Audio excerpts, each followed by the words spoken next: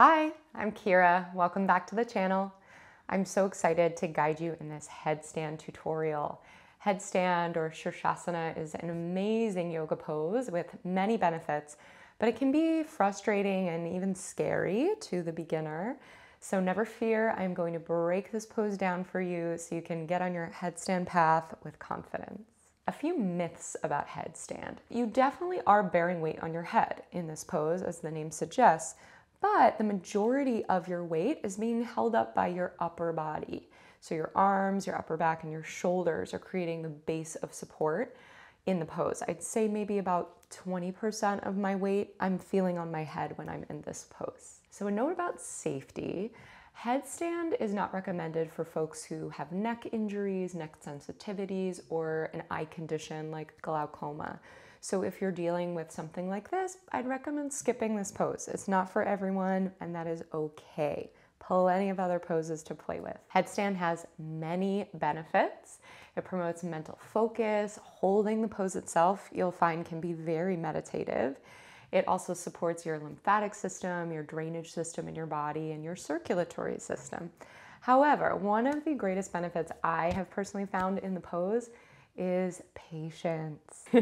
You have to approach a headstand patiently, mindfully, slowly to do it sustainably. So there will be no kicking up or jumping into headstand. We will move through some strength drills to develop the core and upper body activation that you need to safely approach this pose. I'm so excited you're here. You need a yoga mat today, and you also will need some wall space. So get yourself set up, and I will see you on your mat.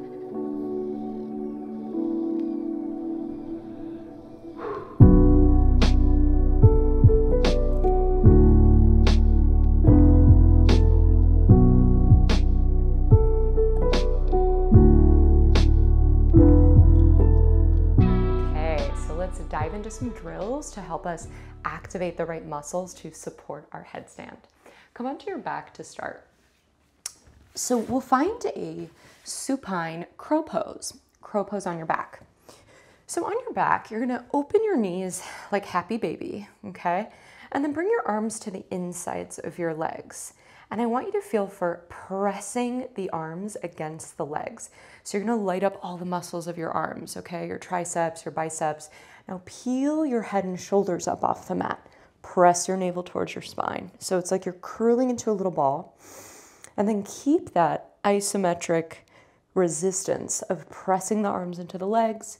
Feel the legs hugging back on the arms. Continue to breathe. You'll feel your core light up. Try to peel the shoulders off. Keep breathing. Hold for 5, for 4, for 3, for 2, and 1. Release, knees into chest, head and shoulders down. So we need a lot of core support for headstand and a feeling of resisting gravity, lifting up and away from the ground, which you've already achieved in that supine crow. From here, let's rock and roll up to seated a couple times. And then we'll come into hands and knees and make our way into a forearm plank. So for today, let's interlace the fingers because that's the position you're going to find your arms in for your supported headstand. And let's just get our arm position right from the get-go. So you're gonna grab for opposite arms and then bring your arms back to a triangle shape and interlace the fingers. And that's gonna be your steady base for your headstand and your forearm plank. Walk your feet back, tuck your toes, shoulders and hips in line. So you're in a forearm plank. And I want you to feel here that you're firmly pressing your forearms into the ground and you're lifting up and out of your shoulders. So you're slightly protracting the shoulders, pressing navel to spine, heels are over the balls of the feet.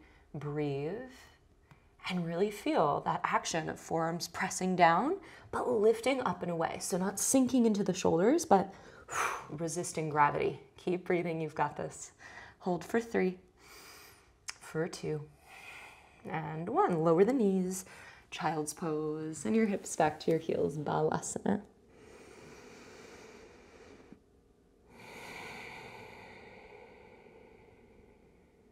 Good.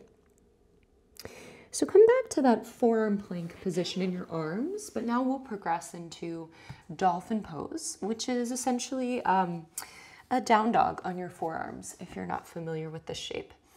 And this is one of the best headstand prep poses. So you're going to find that nice anchoring of the forearms, tuck the toes and lift the hips up and back. And again, find that feeling of forearms pressing down, but I'm lifting up and out of the shoulder girdle, and I'm pressing my chest to my thighs. Breathe. And then you might experiment with walking your toes a little bit closer. Okay, so we're just holding steady here. This is all we're doing. No pressure on the head here. So either hold here or maybe lift one leg up. And that'll make it a little more challenging to resist gravity, but try anyway. And if your leg is lifted, lower it down, lift the other one. It's hard to talk upside down, folks.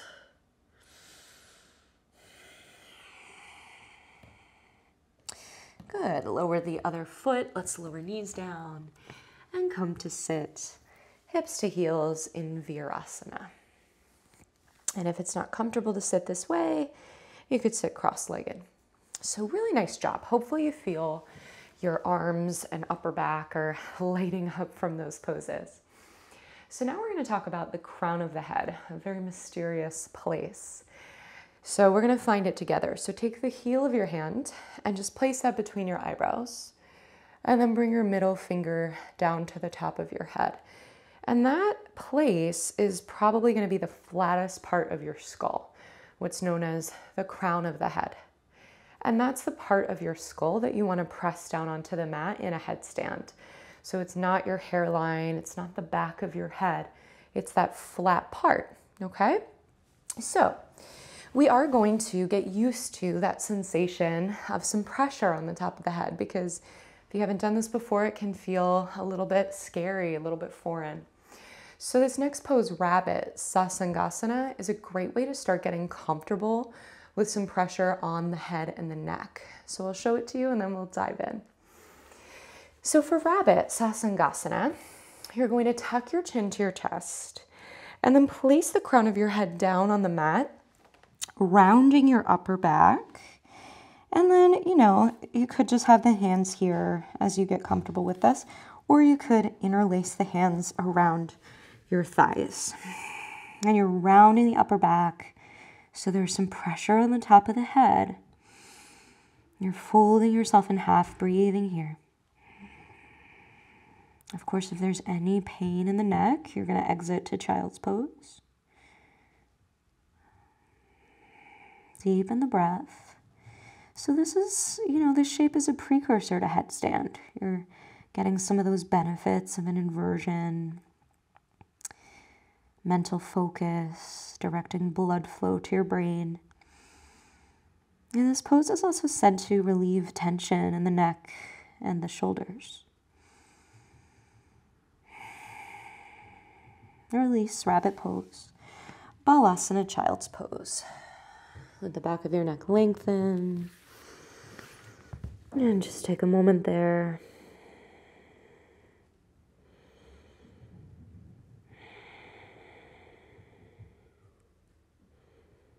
And then slowly come back to seated. How was that? If you were comfortable with that, you're probably ready to experiment with a little more weight on the top of the head. The great thing about headstand is, it's a journey. The pose isn't for everybody. You may never want to go up into a headstand. So now you know a pose that can give you a taste of that without having to go further. If you do want to go further, we're going to come close to our handy friend, the wall. And I do want you to just watch this next part, because when you're upside down, you really lose the sense of where your body is in space. So it can help to have a visual reference before you go upside down yourself.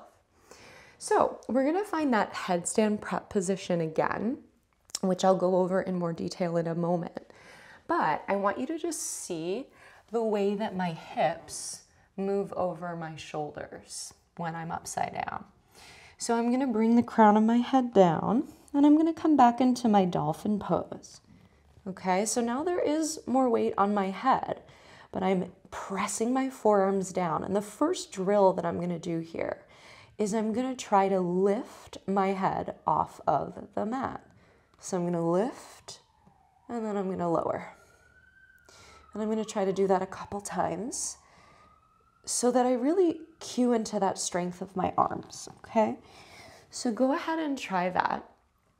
Also, when you come onto your forearms, most of the time the pinkies are going to be like this, but you don't want your pinkies to be on top of each other. So you'll want to find more of like a tucked shape so that the back of your hands are completely flat when you put your forearms down on the mat, okay?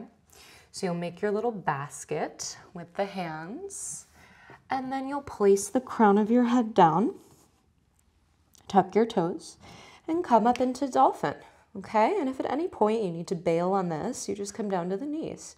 But press the forearms down, lifting up and out of the shoulder. So shoulders are not by the ears, they're lifted away, and then try to lift and lower the crown of your head a couple of times. And just see how that goes. Okay, a lot of work for the arms. Good, and then come down to the knees and rest. Very nice. So while you give yourself a little break there, now I'm going to start to go upside down. So before I talked about hips over shoulders, I got a little ahead of myself, but I'm going to show that to you here. So I'm going to come into my headstand prep position, and I'm going to bring my knuckles maybe like 1 inch from the wall. So I'm very close to the wall. And I'm not going to fully go up into headstand, but you're going to see, if you watch, how I start to bring my hips over my shoulders, which is the first step in getting comfortable going upside down. So I'm walking my feet in, okay? And then I'm going to start to tuck one knee in. So you're not doing this yet, but you're just seeing my hips come over my shoulders, okay? Hips are over shoulders, which is the position that we need when we're going upside down. Okay, so let's try this. Perhaps just lifting and lowering 1 foot at a time so we get comfortable with that weight on the head, okay? So here we go. We make our little basket. We bring the head down. And we tuck the toes and we find that dolphin position. And make sure you're really on the crown of your head, right? If you feel pain or discomfort in your neck, you're probably not on the crown or not putting enough weight in the forearms. So stop and readjust. Start to walk the feet further in. And then just try to bring the heels to the butt of 1 foot. And then extend it and switch. Okay, and just try that a couple times. Getting comfortable with that. Good. And then rest. Come on down, lengthen the back of your neck. Child's pose, Balasana.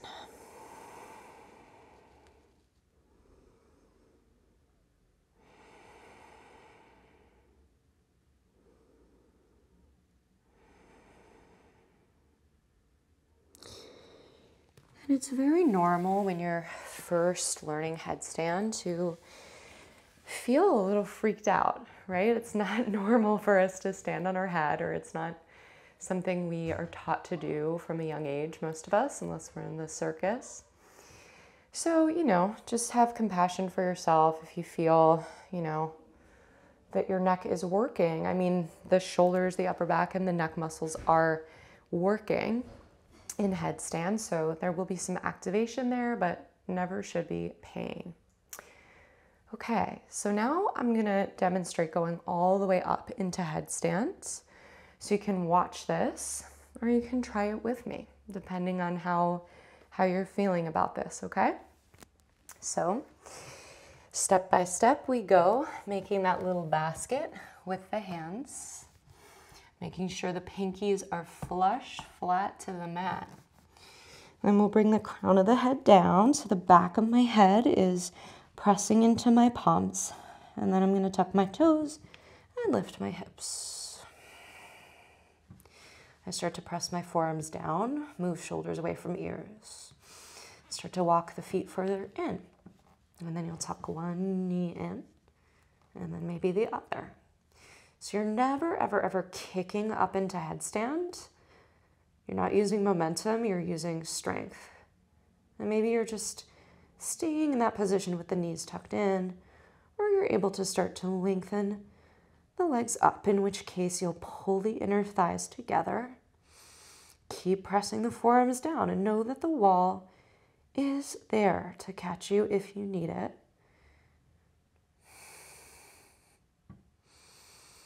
Calm and steady breaths.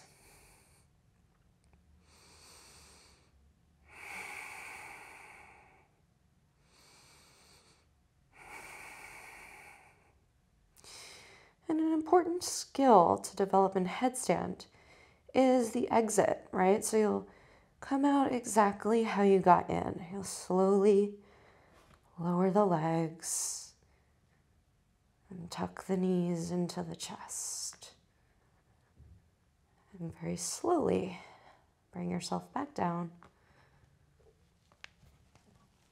and take child's pose.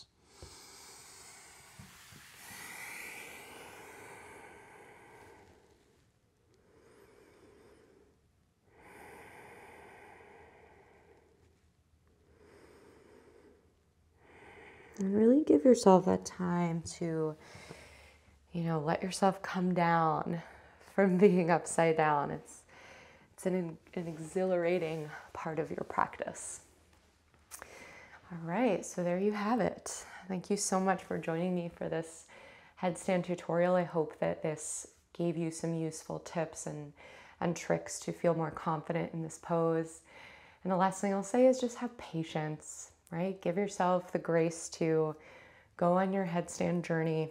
You will get there if you continue to practice. Thanks so much for being here, and I'll see you again soon.